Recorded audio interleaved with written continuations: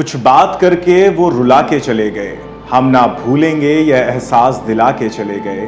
बस यूं ही उम्मीद दिलाते हैं जमाने वाले, लौट के कब आते हैं छोड़कर जाने वाले। नमस्कार दोस्तों, मैं अभिषेक व्यास आपका स्वागत करता हूं। आज हम बात कर रहे हैं एक ऐसे कलमकार की जिसने बुंदेलखंड के एक छोटे से शहर से अपनी पत्रकारिता की शुरुआत की थी, जिन्होंने अपनी एक रिपोर्ट से देश भर में हलचल मचा दी थी। यह रिपोर्ट भी छतरपुर के स्थानीय दैनिक समाचार पत्र शुभ भारत में छपी थी, जिसके कारण न्यायिक जांच कलेक्टर के खिलाफ हुई थी और उसमें कलेक्टर साहब दोषी पाए गए थे। हम बात कर रहे हैं बुंदेलखंड के लाडले सपूत शिव अनुराग पटेरिया की, जो 12 मई की सुबह हम सबको छोड़कर चले गए।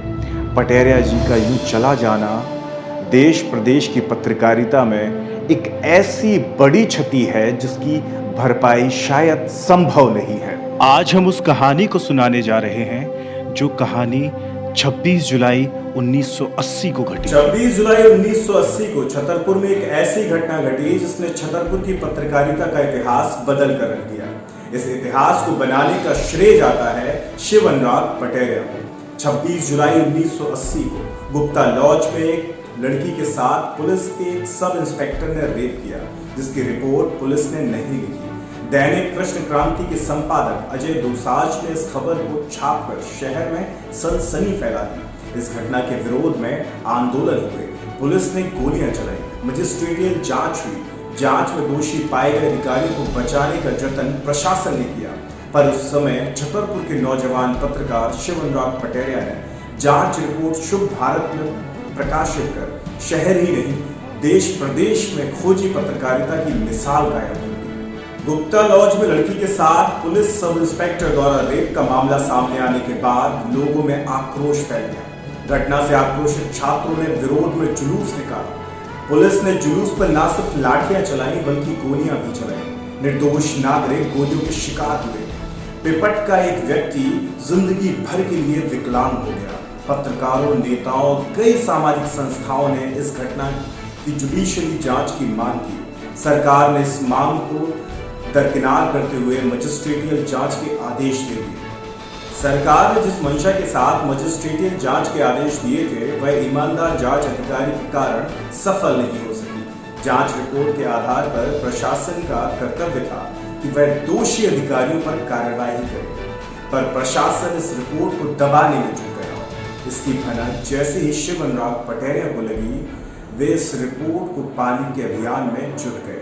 लगभग 15 दिन की मेहनत के बाद उनका यह प्रयास सफल हुआ। रिपोर्ट में यह पाया गया कि पुलिस ने निर्दोष लोगों पर गोलियां चलाई। वरिष्ठ अफसर ने बदले की भावना से गोली चलाने का आदेश दिया था। रिपोर्ट में यह भी उल्लेख था कि जिस अधिकारी ने गोली चलाने का आदेश दिया, उसे आदेश देने का ही अधिकार नहीं था। जब आपके पास अधिकार ही नहीं था तो आप गोली चलाने का अधिकार कैसे दे सकते हैं? यह अधिकार के दुरुपयोग की भी बात थी। नगर के निर्भीक पत्रकार शिव अनुराग पटेरिया ने यह खोजी रिपोर्ट छतरपुर के दैनिक शुभ भारत में प्रमुखता से प्रकाशित हुई थी। देखा जाए तो जब सत्ता और प्रशासन पत्रकारों के विरोध में एकजुट हो, ऐसे समय में यह साहस श्याम किशोर अग्रवाल ने दिखाया। उन्होंने अपने समाचार पत्र में इस खबर को प्रमुखता से प्रकाशित किया। खबर छपने के बाद से शहर में सनसनी फैल गई थी। लोग जिला प्रशासन की निंदा करने लगे थे। तत्कालीन कलेक्टर शालिग्राम गुप्ता की करतूतें भी लोगों के सामने आने लगी थी। दूसरी तरफ मजिस्ट्रेटियल जांच में दोषी लोग कलेक्टर साहब की सेवा में जुट गए थे। कलेक्टर गुप्ता दोषियों को बचाने के अभियान में जुटे हुए थे, जिनके कारण उन्होंने पत्रकारों और उनके परिवार को परेशान करना शुरू कर दिया था। पत्रकारों को जान से मारने की धमकियां मिल रही थी। पत्रकारों से पूछा जाता था, यह बताएं कि यह मजिस्ट्रेटियल जांच की रिपोर्ट उन्हें कहां से मिली। यदि वे ऐसा नहीं करते तो जेल में डाल दिया जाएगा। पत्रकारों से के आपसी मतभेद का भी कलेक्टर गुप्ता ने भुनाने का कोई मौका नहीं छोड़ा था। उन्होंने अंग्रेजों वाला फॉर्मूला अपनाते हुए फूट डालो राज करो की नीति का अनुसरण किया और पत्रकारों के बीच बीच में एक ऐसी दीवार खड़ी कर दी, और यह दीवार इतनी मजबूत है कि आज भी पत्रकारों में मतभेद का फायदा प्रशासन के अधिकारी उठाते हैं। रोज रोज की धमकियों से त्रस्त होकर पीड़ित पत्रकार साथी राजधानी भोपाल के चक्कर लगाते रहे, पर भोपाल में भी इन्हें एक अजब नजारा देखने को मिला।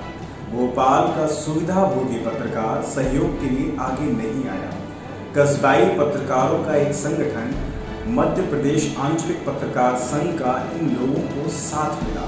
तत्कालीन प्रतिपक्ष नेता सुंदर लाल पटवा और सीपीआई के विधायक कॉमरेड कपूर चंद गुहारा का साथ मिला।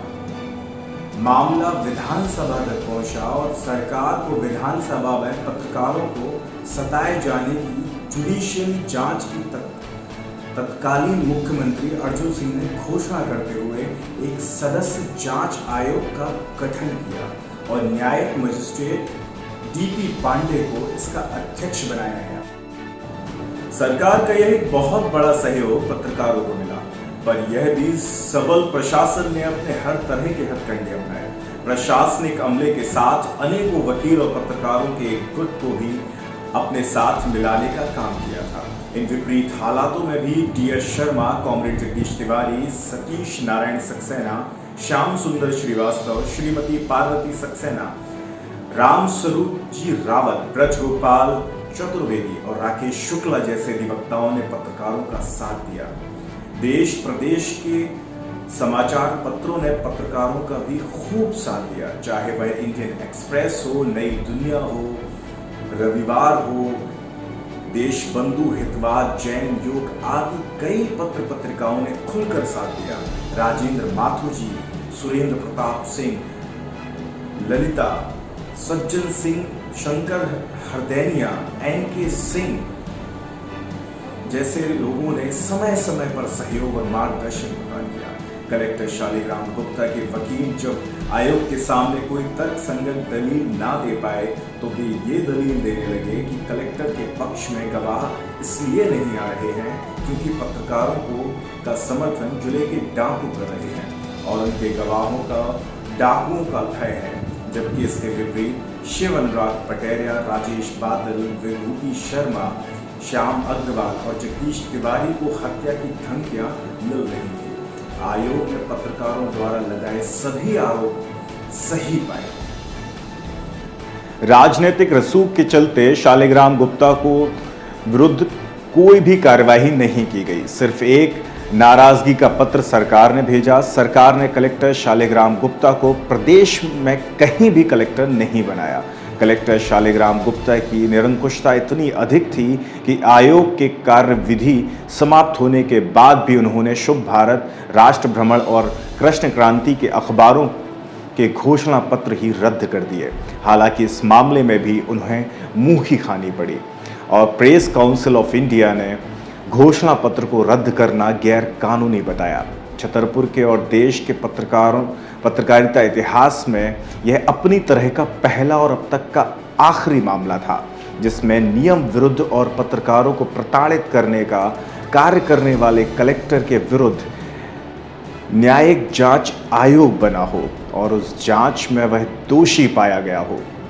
यह संभव हो पाया था शिव अनुराग पटेरिया की पत्रकारिता की लगन और उनके पत्रकार साथी श्याम अग्रवाल, राजेश बादल, विभूति शर्मा, जगदीश तिवारी, राकेश शुक्ला के सहयोग और संबल से।